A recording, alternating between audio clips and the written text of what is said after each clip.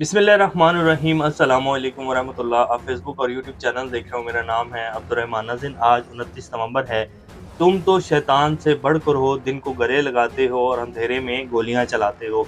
इस समय जी पाकिस्तान का तमाम जो सोशल मीडिया है उसको अगर आप उठाकर देखें तो उस पर एक यही डायलॉग, यही शेर या इसके ऊपर जो है जो भी आप इसको कह लें ये चल रहा है जी। और इसके साथ जो है कुछ तस्वीर शेयर की जा रही हैं जो कि 26 नवंबर से रिलेटेड हैं और जिन्होंने उस दिन वो सारा ऑर्डर दिया कि जी स्ट्रेट फायर कर दिया जाए और आधे घंटे या घंटे के अंदर डी चौक को क्लियर करवाया जाए, तो उन अशखास की तस्वीरें जो है वो साथ चलाई जा रही हैं।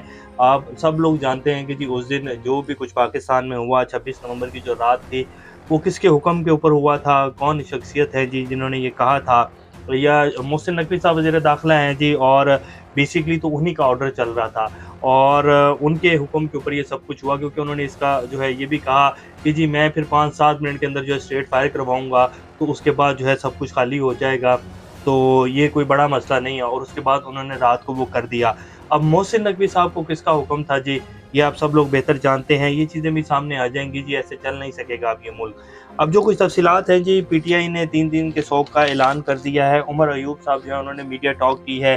पीटीआई ने अपना जो डाटा है उसको काफ़ी हद तक कंपाइल कर लिया। उन्होंने कहा कि जी हमारे 12 जो पीटीआई के कारकुनान हैं वो शहीद हो चुके हैं और अभी मज़ीद डाटा जो है आ जाएगा 1 से 2 दिन के अंदर, तो हम वो भी आपके सामने रख देंगे। पूरा जो इंटरनेशनल मीडिया है जी उसके ऊपर तो ये खबर चल रही है, लेकिन पाकिस्तान का जो 90% मीडिया है उसके ऊपर बिल्कुल कोई खबर नहीं चल रही है, बल्कि वो तो निज़ाम की जो है वो हमायत में खबरें चला रहा है और वो कह रहा है कि जी ये एक इंतशारी टोला था और ये जो है इस्लामाबाद पर हमला करने आए थे। इसके साथ-साथ जी एक और बड़ी जो है वो ख़तरनाक ख़बर कह लें या इसको आप वार्निंग कह लें, इमरान खान साहब की जान को शदीद ख़तरा है।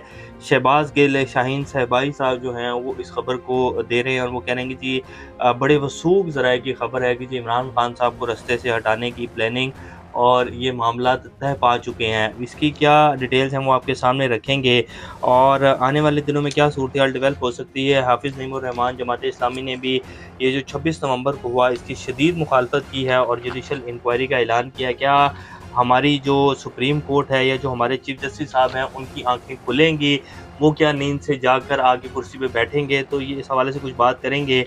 और फिर पीएमएलएन का क्या मौक़िफ़ है और एक मरियम नवाज़ शरीफ साहिबा ने बड़ा चुटकुला सुनाया जी आज, वो बड़ा अहम है, वो भी आपके सामने रखेंगे। इससे पहले अगर आप लोगों ने चैनल को सब्सक्राइब नहीं किया तो रेड बटन को प्रेस कर लें और बेल आइकॉन को भी प्रेस कर लें ताकि लेटेस्ट अपडेट्स आप लोगों को मिलती रहें। ये जो हमारा ताल्लुक है ऐसे ही जुड़ा रहे।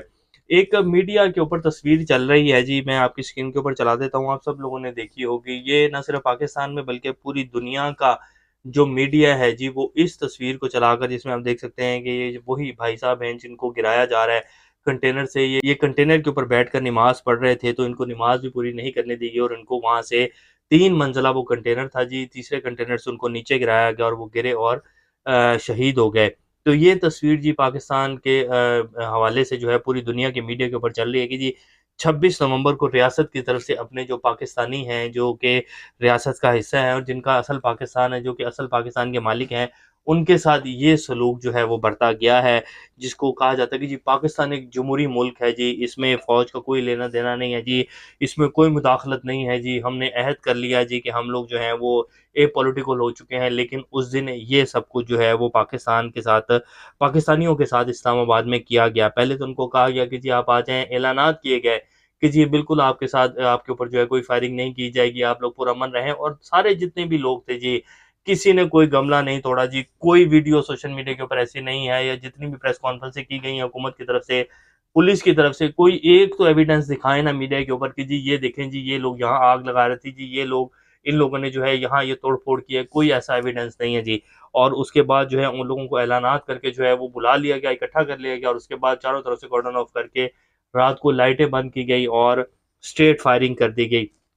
इसमें पीटीआई क़यादत का भी जी बड़ा मैं तो कहूँगा किरदार है। और अगर अली अमीन गंडापुर साहब जो हैं वो जब पहुँचे थे, डी चौक के करीब थे और उन्होंने वहाँ बात की थी, तो उन्होंने कहा था कि जी हमने डी चौक की तरफ नहीं जाना। लेकिन अगर वो साथ ये भी कहते थे कि जी मेरे लोग यहाँ हैं, मैं इनके साथ हूँ, हम इकट्ठे ही वापस जाएँगे, हमारे मुतालबा जब तक तस्लीम नहीं होंगे हम वापस नहीं जाएँगे और कोई भी फायरिंग या कोई भी ऐसा किया गया वाक़या तो मैं यहाँ खड़ा हूँ, सबसे पहले मैं गोली खाऊँगा।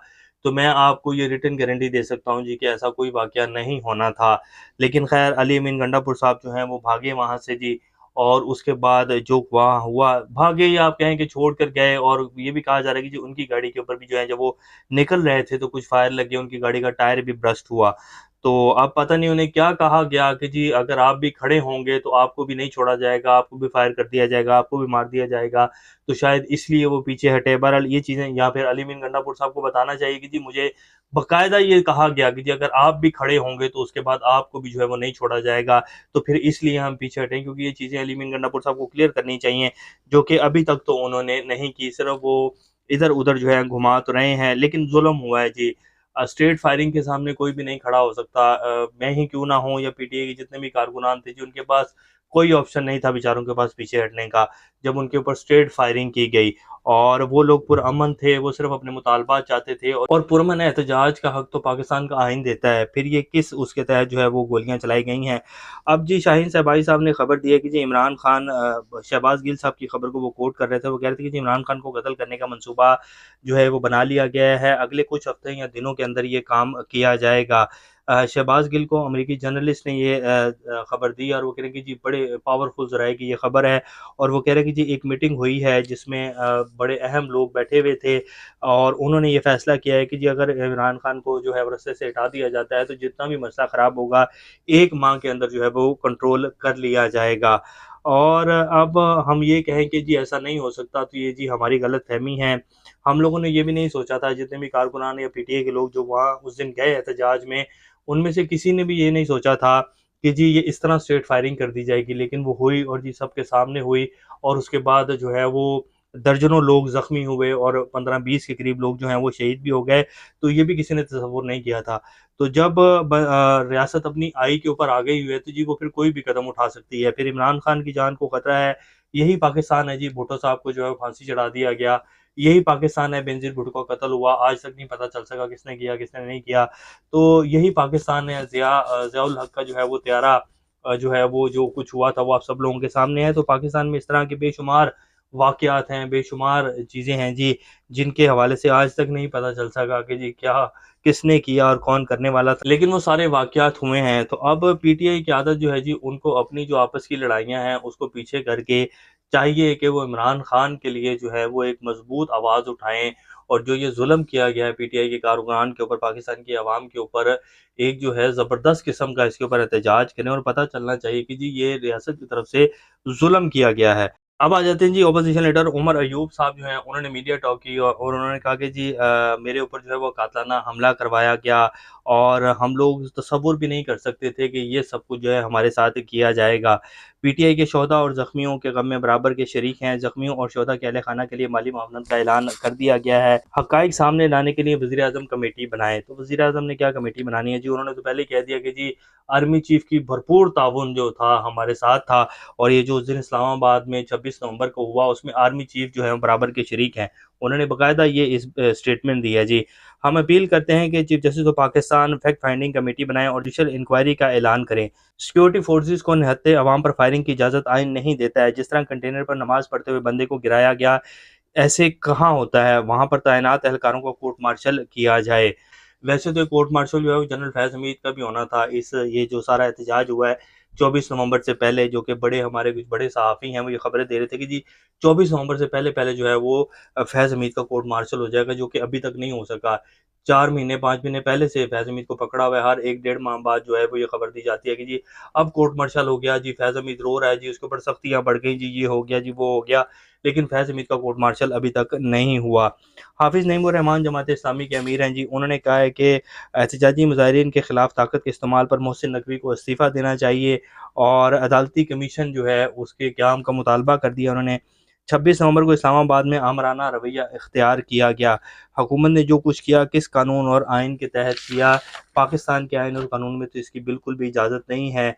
अगर आप ऐसे करेंगे तो मुल्क मज़ीद तबाही की तरफ जाएगा। ये बिल्कुल जो है वो गलत किया गया है। और ये अब आ जाते हैं जी कि मरियम नवाज़ साहिबा ने आज एक चुटकुला सुनाया है। वो कहते हैं कि जी आलमी बरादरी को निहत्थे फ़लस्तीनियों के कत्ले-आम पर जागना होगा। आलमी बरादरी को निहत्थे फ़लस्तीनियों के कत्ले-आम पर जागना होगा, लेकिन जो पाकिस्तान के लोग हैं, उनको जो उस दिन इस्लामाबाद में निहत्थे पाकिस्तानियों के साथ किया गया, उसके ऊपर आँखें बंद कर लेनी चाहिए। पंजाब की जो अवाम है, उनका उन्होंने शुक्रिया अदा किया कि जी आप शुक्र है नहीं निकले, आपके बहन भाइयों को जो है वहाँ कत्ल किया गया, तो उसके ऊपर आप आंखें बंद कर लें, क्योंकि वो तो जो है वो तो सारे इंतशारी थे। 1 लाख बंदा जो था वो इंतशारी था जी, जितने भी थे अपने बहनों बेटियों के साथ जो लोग फैमिलीज आए हुए थे वो सब के सब इंतशारी थे। तो आलमी बरादरी को फ़लस्तीनियों के उसके ऊपर जो है वो जागना चाहिए। लेकिन जो पाकिस्तान में हम लोग कर रहे हैं उसके ऊपर किसी को नहीं जागना चाहिए। कोई मीडिया, जितना भी सारा इंटरनेशनल मीडिया है, वो सारा झूठ बोल रहा है। इंटरनेशनल मीडिया बोल रहा है कि जी पाकिस्तान में जो है वो जुल्म किया गया, पाकिस्तान में जो फॉर्म 47 की हुकूमत बनाई गई है, इलेक्शन में सबसे बड़ा डाका मारा गया। लेकिन वो सब, अगर इंटरनेशनल मीडिया बोल रहा है तो वो सब झूठ बोल रहा है।